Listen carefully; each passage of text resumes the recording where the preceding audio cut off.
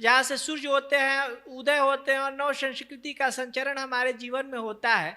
यह संस्कृति और सभ्यता का केंद्र उड़ीसा है। हम भारत के विभिन्न प्रदेशों में घूमते हैं, अटक से कटक और कन्याकुमारी से कश्मीर में। हम लोग सनातन धर्म के प्रहरी के रूप में अपने आप को प्रस्तुत करने का प्रयास करते हैं। 4 मठ स्वामी आदि शंकराचार्य जी ने बनाया, जिसमें पूर्व में पुरी जो गोवर्धन मठ के नाम से है, श्रृंगेरी में महाराज जी ने मठ की स्थापना की, पश्चिमा बनाए शारदा पीठ द्वारिका में स्थापित किया और उत्तर में बद्रिकाश्रम की स्थापना हुई। तो पूर्व जो होता है हम लोग के संस्कृति और सभ्यता का केंद्र माना जाता है। हम लोग प्राय कहते हैं कि पश्चिमी सभ्यताओं को हम लोग पकड़ने का प्रयास करते हैं। पूर्वी जो अपना पूर्व का विषय होता है, जहाँ से सूर्य होते हैं, उदय होते हैं और नव संस्कृति का संचरण हमारे जीवन में होता है। यह संस्कृति और सभ्यता का केंद्र उड़ीसा है। यहाँ भगवान जगन्नाथ अपने आयुधों और भगवती सुभद्रा और बलभद्र जी के साथ विराजमान होते हैं। यहाँ की जो संदेश होता है पूरे विश्व का एक प्रेरणा स्रोत होता है और यहीं से हम लोग एक नए आयाम की शुरुआत देखते हैं।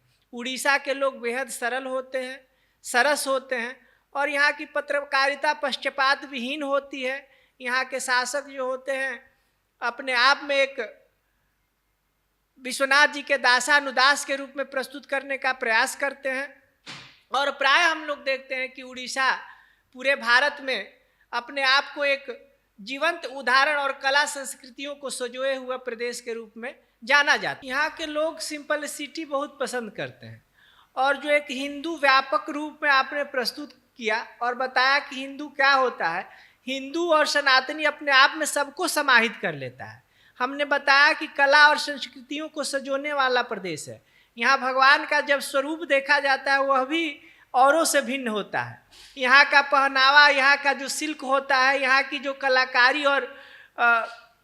कलाकारी और सभ्यता होती है औरों से भिन्न होकर अपने आप को साधारण माने सादा जीवन उच्च विचार के रूप में अपने आप को प्रस्तुत करता है। यहाँ के हम लोगों को देखते हैं कि अपने आप को निरंतर काम में व्यस्त रखते हैं। यहाँ की जो कलाकारी होती है, मूर्ति कला होती है, जैसे हम अभी मधुमंती जी आपके घर से निकल रहे थे, वहाँ हमने देखा कि 2 सिंह के अलावा एक सुरभि माता थी जो बछड़े को दूध पिला रही थी। तो और भगवान गणपति की मूर्ति आपके निकलते दरवाजे पर देखा जहाँ कलश सहित था। तो कहीं ना कहीं अपने परंपराओं को बचाने वाला प्रदेश के रूप में हम लोग इसको देखते हैं और लोग को देखते हैं कि हिंदू एक और खड़ा है, एक और मुस्लिम खड़ा है और दोनों में आपस में लड़ाई हो रही है। परंतु यहाँ तो हम नहीं देखते हैं कि किसी में ज़्यादा स्पर्धा की भाव होती है।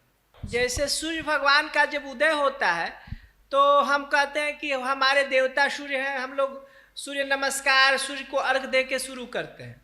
हम लोग वर्षा होता है तो यह जब आता है तो हम लोग कहते हैं कि इंद्रदेव प्रसन्न होकर हम लोग की बारिश करते हैं। इसके लिए बड़े बड़े यज्ञ अनुष्ठान आदि होते हैं।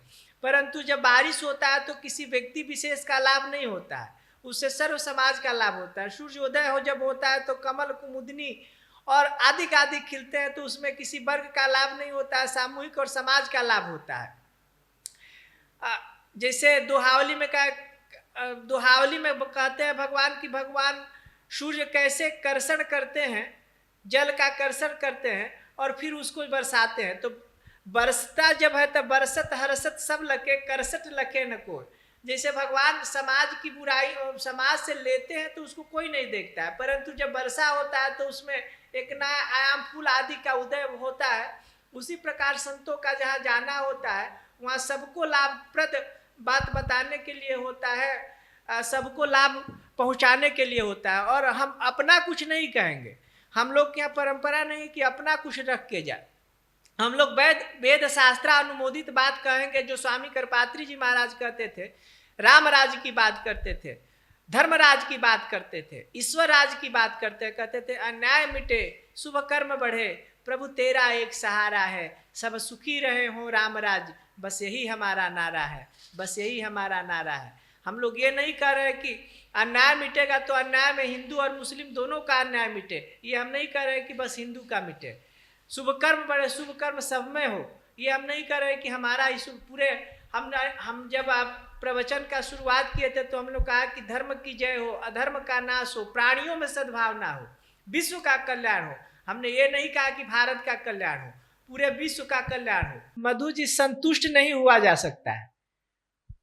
संतुष्टि जिस दिन आ जाता है उस दिन व्यक्ति मान लेता है कि मैं सिद्ध हो गया।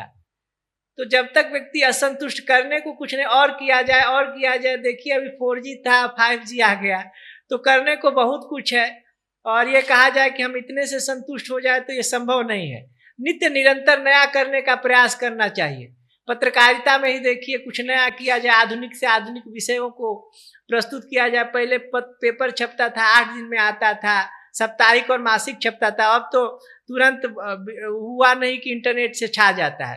तो जितना शीघ्रता की ओर बढ़ेंगे, अगर हम लोग संतुष्ट हो जाएंगे तो ये कैसे चलेगा। देखिए हम वही कहेंगे जो नारद जी आदि करते थे, जो गणेश शंकर विद्यार्थी आदि किए हैं, जो इमरजेंसी में जो पत्रकारों ने अपने प्राणों की आहुति बलिवेदी पर देते हुए समाज में सही बात प्रस्तुत करने का जो प्रयास किया है, वही प्रयास आज के जर्नलिस्टों को करना चाहिए। गणेश शंकर विद्यार्थी बनने की आवश्यकता है, नारद जी बनने की आवश्यकता है, कि जो पक्षपात विहीन और किसी भी दबाव से रहित होकर स्वच्छ पत्रकारिता का द्योतक बने। यह उड़ीसा प्रदेश, यह हमारी पत्रकार बंधुओं से कामना है और भावना है। धन्यवाद, बहुत बहुत धन्यवाद स्वामी जी।